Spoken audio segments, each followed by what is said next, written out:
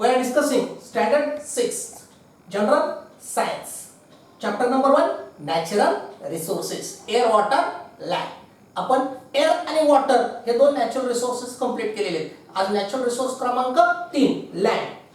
आज आपल्याला पाहिजे लेयर्स ऑफ लँड. लेयर्स म्हणजे थर आणि लेयर्स ऑफ लँड जमिनीचे थर. आता जमीन सगळीकडे सारखी नसते बरं का. हो, सगळीकडे सारखी जमिनीची सुद्धा थर असतात.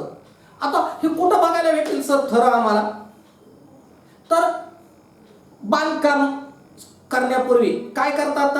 खड्डे खांदतात, त्याला पाया म्हणतात की नाही?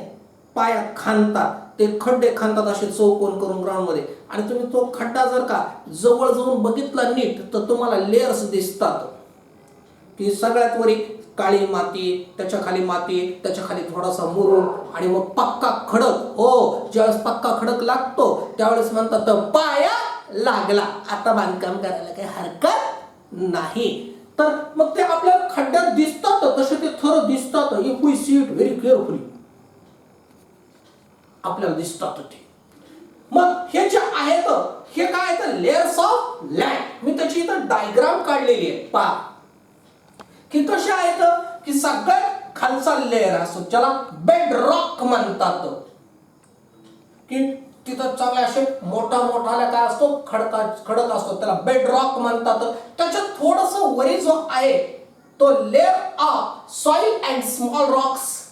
त्याच्यामध्ये काय असतं? माती कमी आणि स्मॉल रॉक्स जास्त असतात, ज्याला आपण मुरुम म्हणतो. त्याच्यावरी इमॅच्युअर सॉइल असते, की इमॅच्युअर म्हणजे अपरिपक्व, जी कधी मॅच्युअर होऊन सॉइल मध्ये कन्वर्ट होत असते. आणि त्याच्यावरी प्युअर सॉइल असते आणि ह्या सॉइलच्या वरी ह्युमस असतं. ह्युमस म्हणजे काय असतं? की पानं वगैरे जे काय आहेत, झाडाचे जे काय भाग आहेत त्याचं डिकम्पोज झालेले, विघटन झालेले घटक असतात. आणि ही काय असतात? असे लेयर्स ऑफ लँड तुम्हाला बघायला भेटतात. त्याची डायग्राम आहे पुस्तकामध्ये फक्त असे एक झाड काढलेले, मी नाही काढलं. हो, तिथे जे आहे की हे काय आहेत? लेयर्स आहेत. की आता हे जे लेयर्स आहेत मग त्यांचा काय क्रम आहे? तर याच पद्धतीने त्यांचा क्रम आहे की त्याचा सगळ्यात खाली bedrock, followed by layer of soil and small Roxx, followed by immature soil, followed by soil, आणि वरी काय असतो? ह्युमस असतो. आणि हे जे काय आहे सगळे याच्यामध्ये मिनरल्स वगैरे सुद्धा जे सापडतात तर ते सुद्धा कुठं सापडतात? जास्त करून हे स्मॉल रॉक्स आणि बेड रॉक्स मध्ये काय होतात? ते सापडतात. तर आता हे जे आहेत लेयर्स ऑफ लँड. पण नंतर आता याची डायग्राम महत्वाची लक्षात घ्या, नीट पहा. 10 सेकंद थांबतो मी, 10-15 सेकंद. हो, व्यवस्थित तुम्हाला फळ्यावर दिलेली ती पहा त्याला. हो, पॉज करू शकता, स्क्रीनशॉट घेऊ शकता आणि त्याची आकृती तुम्हाला काढता येईल. पुस्तकात पण दिली, पण फळ्यावर पण व्यवस्थित पाहण्यासाठी. आता आपला पुढचा मुद्दा आहे process of soil formation.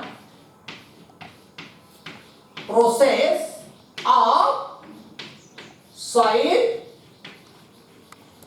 Formation. Soil म्हणजे प्रोसेस म्हणजे प्रक्रिया, सॉइल फॉर्मेशन म्हणजे माती तयार होण्याची प्रक्रिया. आता आपल्याला बऱ्याच वेळा प्रश्न पडतो की माती कशी तयार झालेली असेल? कशी काय तयार झाली असेल माती? सगळीकडे ज्यावेळेस आपण हिंडतो, प्रवास करतो, हो, थोडस गाव सोडलं की शेत लागतात. माती बरोबर, ही माती कुठं वेगवेगळ्या रंगाची असते, कुठं काळी माती आहे, कुठं लाल माती आहे, कुठं मातीचा थर खूप जास्त असतो, कुठं मातीचा थर खूप कमी असतो. पण मला प्रश्न उरतो, माती कशी तयार झाली असेल ह्या पृथ्वीवर? काय असेल त्याचं प्रोसेस? तर ती प्रोसेस आपल्याला इथं काय करायची आहे? शिकायची. How soil is formed. माती नेमकी कशी तयार झालेली आहे. हे थर बघितलेले आहेत, हा ठीक आहे सर, मला समजलं आकृतीवरनं. पण मुळात ही तुम्ही जी वरी सॉइल दाखवली ना, ही कशी तयार झाली? हे एवढ्या लेअर्स पासून हा लेअर कसं काय तयार झालेला आहे? तर हे जे आहे की सॉइल ही काय आहे, कशी तयार होते?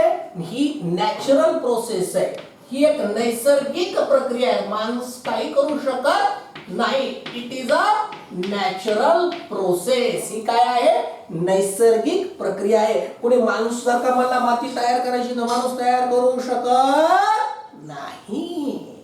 ही काय आहे? नैसर्गिक प्रक्रिया आहे माती तयार व्हायची. याला मानव निर्मित नाहीये. आणि हे काय आहे? आता याच्यामध्ये माती तयार झाली दोन घटकामुळं. Abiotic component.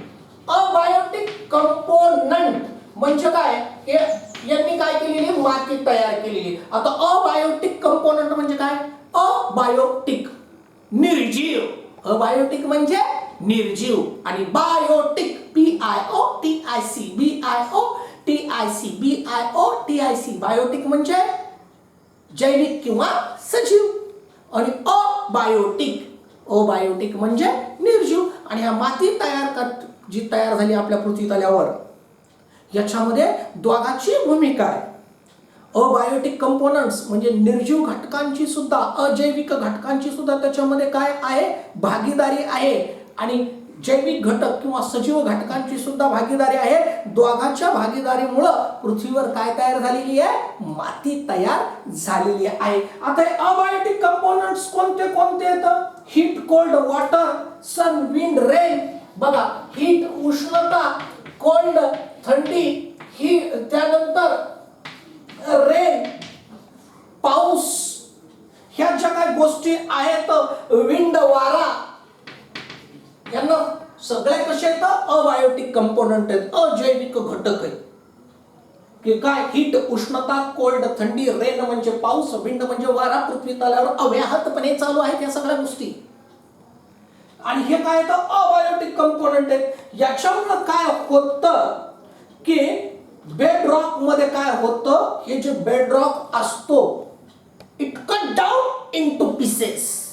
याचा परिणाम म्हणून, हो, हीटचा परिणाम म्हणून, कोल्डचा परिणाम म्हणून, रेन्सचा परिणाम म्हणून, विंडचा परिणाम म्हणून, हे जे काय मोठा मोठाले खडकाचे तुकडे येतं ते काय होतात? तर बेडरॉकच्या मध्ये जे मोठे मोठे खडक आहेत, दे गेट ब्रेकडाऊन. हो, त्यांचं काय होतं? ब्रेकडाऊन होतं. आणि ब्रेकडाऊन झालं की काय होतं? स्टोन्स तयार होतात. काय तयार होतात? स्टोन्स. आणि मग कोण असतो? मग कोण? हे जे ब्रेकडाऊन असतं, मग बायोटिक कंपोनंट ह्या ब्रेकडाऊनला अजूनच काय करतात? मदत करतात. आता बायोटिक म्हणजे जीव असलेले घटक. आता जीव असलेल्या घटकामध्ये कोण कोण येतं? मायक्रोब्स येतात. मायक्रोब्स म्हणजे सूक्ष्मजीव. इन्सेक्ट्स येतात म्हणजे कीटक येतात. त्यानंतर वर्म्स येतात, सरपटणाऱ्या वेगवेगळ्या आळ्या येतात. हो, बघा, मायक्रोब्स, तुम्ही शब्द पाठ केले असेल तरी मी घेतो, MICROBES. मायक्रोब्स म्हणजे सूक्ष्मजीव. इन्सेक्ट, INSECTS, इन्सेक्ट्स म्हणजे कीटक. वर्म्स म्हणजे काय? आळ्या. हे सुद्धा काही काही घटक आहेत. हे काय करतात? ह्या घटकामुळे सुद्धा काय होतं की stone, they are cut down into pieces. मोठ्या मोठ्या दगडाचं काय होतं? त्याचं पीठ होतं, त्याचे छोटे छोटे काय होतात? पीसेस व्हायला सुरू होतात. एवढंच नाही, बायोटिक कंपोनंट्स मध्ये काही रोडंट्स सुद्धा येतात. रोडंट्स म्हणजे सरपटणारे प्राणी. RODENTS, रोडंट्स म्हणजे सरपटणारे प्राणी किंवा बिळ करणारे प्राणी. जे प्राणी सरपटतो तो बिळ करतोच, म्हणून त्यांना काय म्हणायचं? रोडंट्स. काय असतात? रोडंट्स असतात. हे रोडंट्स काय काय एक्झाम्पल? MICE, rats. हो, माईस आणि रॅट. माईस, घुस, रॅट, उंदीर.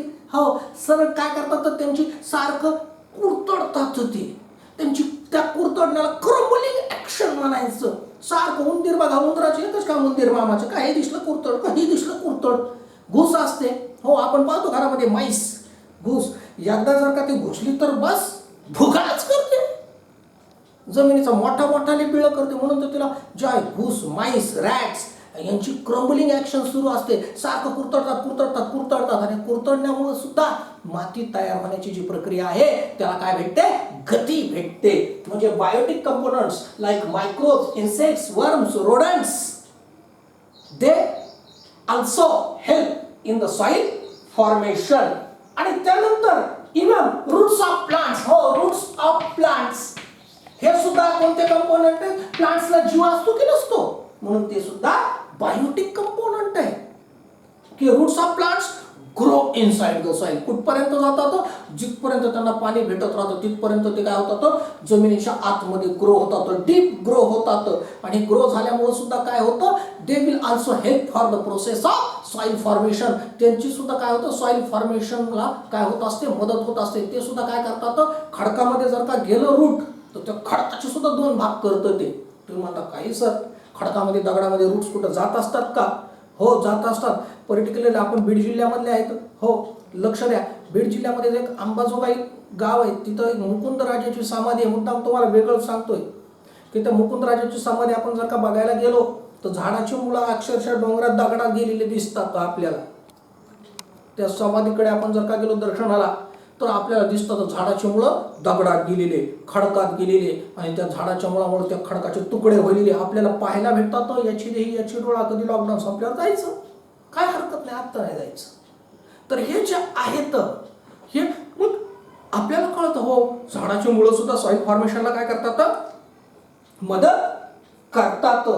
आणि इथं एक आपल्याला सांगितलेलं आहे की हे जे आहे 2.5 सेंटीमीटर जाड थर तयार करायचा असेल सॉइलचा, बघा मुद्दाम किती star point, 5 star point, 1 2 3 4 5, 5 star point लक्षात ठेवण्यासारखा. की 2.5 सेंटीमीटर थिक जो आहे 2.5 centimetre thick layer of soil. हो, सॉइलचा फक्त 2.5 सेंटीमीटर म्हणजे असं फक्त इतकाच, हो आपल्या कांड्या एवढा इतकाच थर तयार व्हायला किती वर्ष लागतात, 1000 इयर्स. हो, 1000 वर्ष लागतात. It take 1000 years to form a 2.5 centimetre thick layer of soil. 2.5 centimetre जाडीचा थर जर का मातीचा करायचा आहे तो त्याला अप्रॉक्सिमेटली अंदाजे 1000 इयर्स, 1000 वर्ष या ठिकाणी लागतात.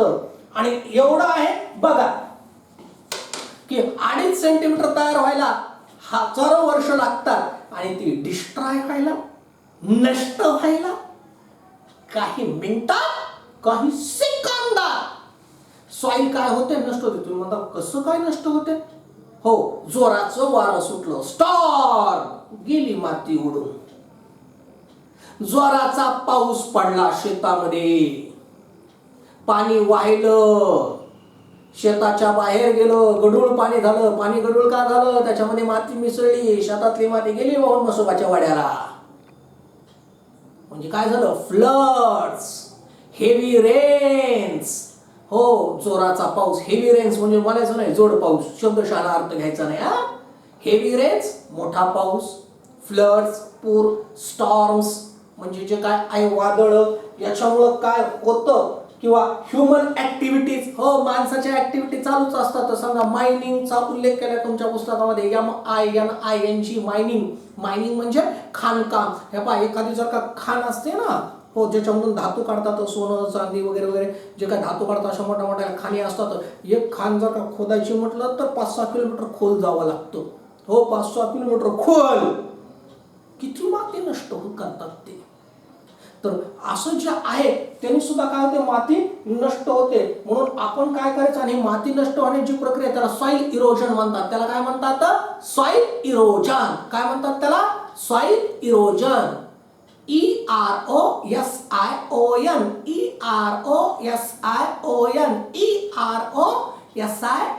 इरोजन. इरोजनचा अर्थ काय असतो, जमिनीची धूप म्हणतात त्याला, जमिनीची धूप, सॉइल इरोजन. आणि त्याला कारणीभूत घटक number 1 storm, wind, heavy rains, floods, human activities यासारखे जे काही असतात त्याला कारणीभूत घटक आहेत. आणि मग ही सॉइल इरोजन जर का आपल्याला थांबवायचं असेल तर हो आपण सुद्धा थांबवू शकतो. काय गोष्ट करता गुरुजी, आम्ही साबीची लेकरं काय थांबवणार सॉइल इरोजन. हो आपण दरवर्षी जर का अगदी आपल्या आजूबाजूच्या परिसरामध्ये शेतामध्ये झाडं लावली, त्याला व्यवस्थित जोपासलं तर ते झाडाची मुळं काय करतात, मातीला घट्ट धरून ठेवतात. बघा तुम्ही जर का शेतामध्ये गेलात तर बांधावर तुम्हाला झाडं दिसतील, शेतामध्ये दिसतात की नाही, मॅक्झिमम बांधावर असतात. जिकडनं शेत सुरू होत असतं तिथं बांधावर झाडं लावलेली असतात. काय कारण असतं बांधावर झाडं लावण्याचं, तर असं जोराचा पाऊस झाला तर माती शेताच्या बाहेर जाऊ नये, हा त्याच्या पाठीमागचा उद्देश असतो. म्हणून आपण शेतामध्ये मोठ्या मोठ्याले झाडं लावतात. आपण सुद्धा संकल्प करायचा हो की मी माझ्या आजूबाजूच्या परिसरामध्ये शेतामध्ये जर का आपण ट्री प्लांटेशन म्हणजे आपण वृक्ष लागवड केली, ट्री प्लांटेशन केलं तर काय होते, it will reduce the soil erosion. ते काय करेल, रिड्यूस म्हणजे कमी करेल, सॉइल इरोजन म्हणजे जमिनीची धूप काय करेल, कमी करेल. एवढंच नाही, अगदी ग्रास गवत सुद्धा काय करतं, सॉइल इरोजन थांबवतं. छोटे छोटे बुशेस म्हणजे झुडपं, BUSHES बुशेस म्हणजे झुडपं, ते सुद्धा असतील तर ते सुद्धा काय करतात, सॉइल इरोजन काय करतात, थांबवतात. आता हे जे काय आहे, आता इथं झालं आपलं सॉइल इरोजन आणि इथं आपला काय संपलेला आहे, आता एक छोटासा एक मुद्दा राहिलेला आहे आणि मग काय संपतो, इथं आज आपला चॅप्टर संपतो. आता ते छोटासा मुद्दा तो डिस्कस करूया.